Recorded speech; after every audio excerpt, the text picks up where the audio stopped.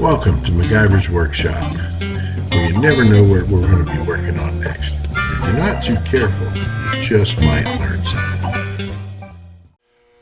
Hi there. Welcome to another episode of MacGyver's Workshop, where you never know what we're going to be working on next, and if you're not too careful, you just might learn something. So, you've heard us talk about how our next project here is going to be this little baby Ford behind me up on the rack, and how we're going to tear it down and strip it down to the frame and basically do a frame off restoration, but not like not going to be like a show car kind of restoration or anything, not exactly that detailed, but what we're going to do is we're going to take it all the way down to bits and fix everything, make it a good solid truck. We're going to strip and paint the frame. We have to replace the frame on this truck here because it's all rotted out, being a Pennsylvania truck. And we got a donor truck sitting outside here that we'll use the frame off of it and various other bits and parts that we may need.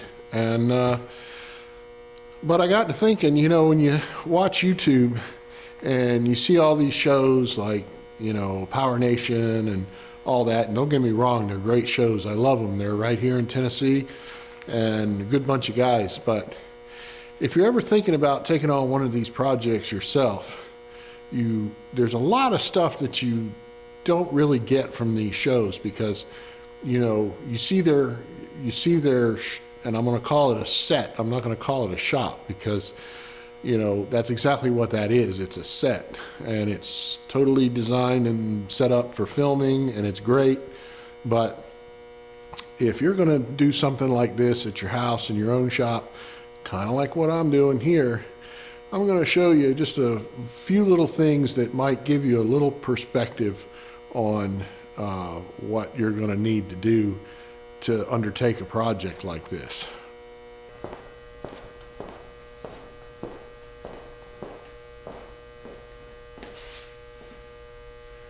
For starters, you're going to need a lot of room, and hopefully a lot of room under cover so you don't get rained on and all that good stuff. Next, you're going to need a lot of horizontal surface to set stuff on as you're tearing that vehicle apart. Bits and parts and pieces and everything. You don't want just one big ginormous pile that you can't tell from top to bottom what you got in it.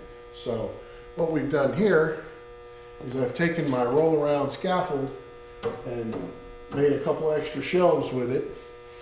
Okay, I got my little rolly cart here. Okay, I have another rolly cart here that's a table basically. And I have one of these little folding plastic tables from Sam's Club. So, and frankly, that's probably not going to be enough, but we'll burn that bridge when we get to it. And there's one other thing that you're going to need that's probably one of the most important items to prepare yourself for a project like this. Storage bags. Lots of storage bags. That's right. Lots of storage bags. Now you can get these from your big box store. That's where I got mine. I got the giant economy size, the gallon size, the half-gallon size, and then the little sandwich size for little bitty things. And then of course your Sharpie, so you can label the bags. Of course, I always carry one of those in my pocket anyway. Just ask any one of the guys that work for me, and they'll roll their eyes and tell you how much I drone on about always carrying a pen and a Sharpie with you wherever you go. And then lots of little containers for bits and bobs. And again, you know, you throw a piece of painter's tape on there and label them with whatever you got in them. And then there's just a random bin that was left over from the little garden cart that I used to build the redneck wet blaster. I hung on to it because that makes a nice little handy bin to throw stuff in. And then a big giant catch pan, catch any fluids so I don't make a total mess in my shop. Another important handy tool you're probably going to want to have, especially if you're working on an older vehicle that's got a lot of rust on it, is an oxyacetylene rig. So you can torch stuff loose if you have to, or fire wrench as I affectionately call it. That's always real helpful because usually you want to try to save stuff. You don't want to just hack stuff up. Then you're going to want something like this. Basically, it's just a little platform with big heavy wheels on it and casters. You can roll it around.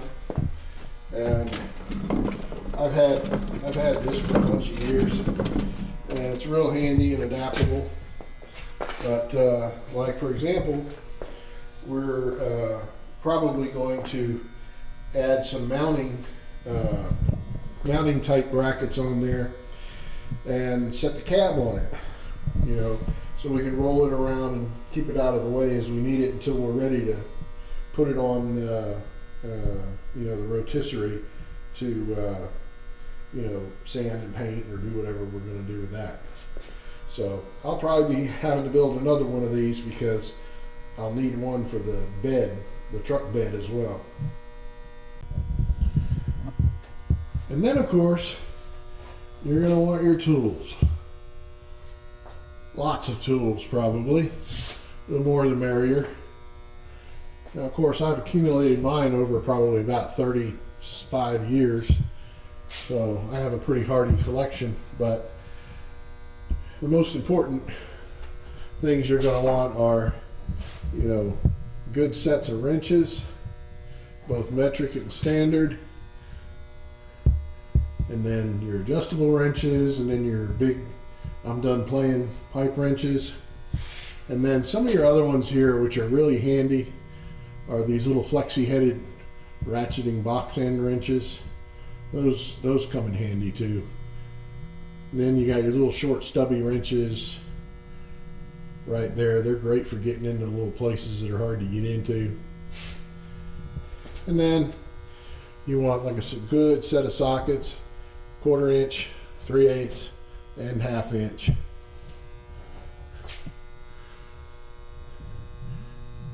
Because you don't want to be, you know, going through your project and every time you're turning around you're having to go buy something.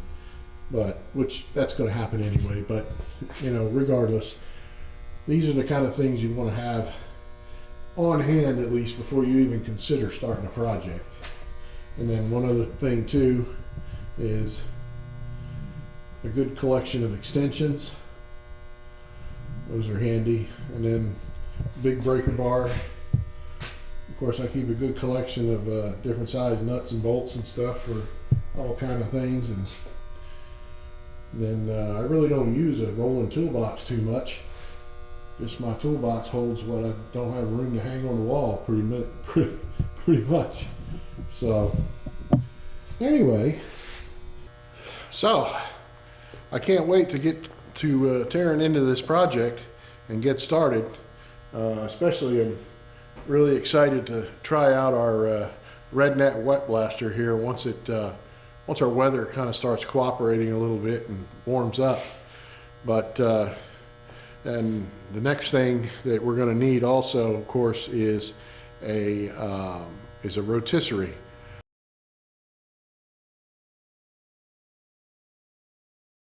That's really makes your life a whole lot easier if you're, you know, tearing a car completely down to bits. And like in this case, we're just going to have a bare frame. We're going to have to sandblast it, and you don't want to be down underneath trying to do all that kind of stuff.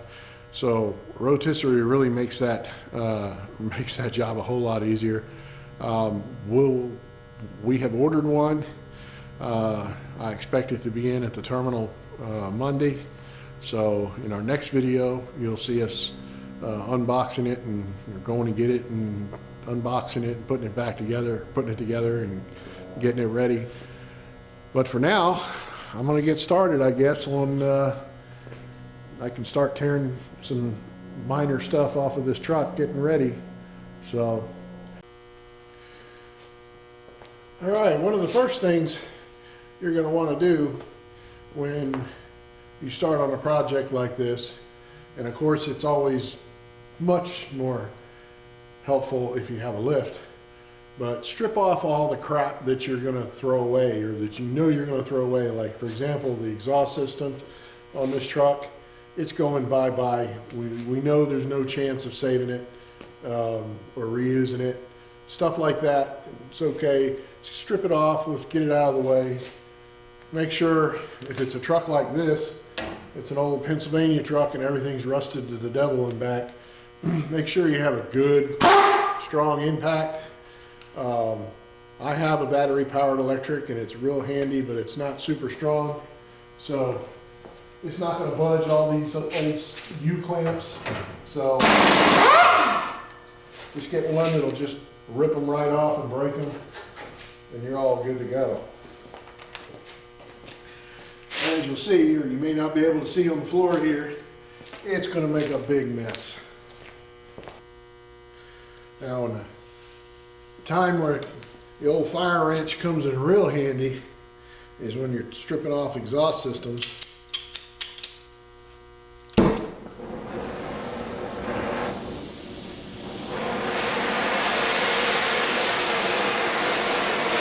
whole lot easier than using a sawzall.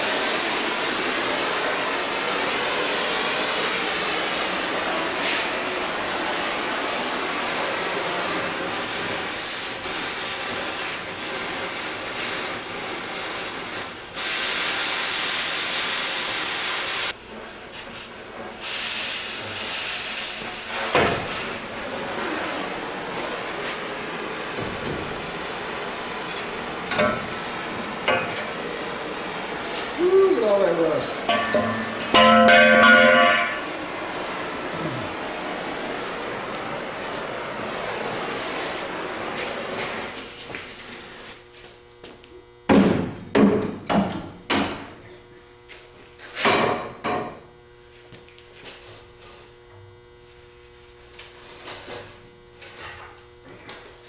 Yeah. Yeah. This is going straight into the junk truck. The other thing you're going to want to do when you're working on a project like this is have plenty of good penetrating oil.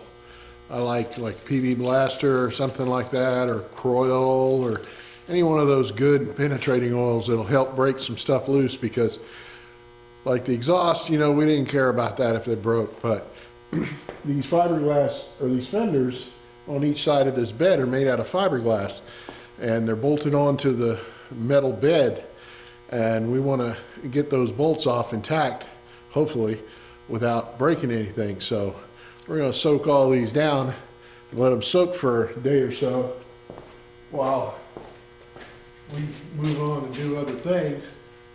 That way, hopefully, they'll cooperate a little better when they come out.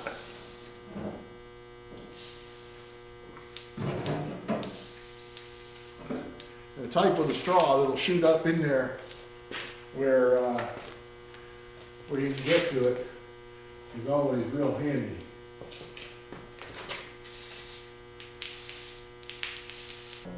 Stay tuned until next time. Thanks for watching.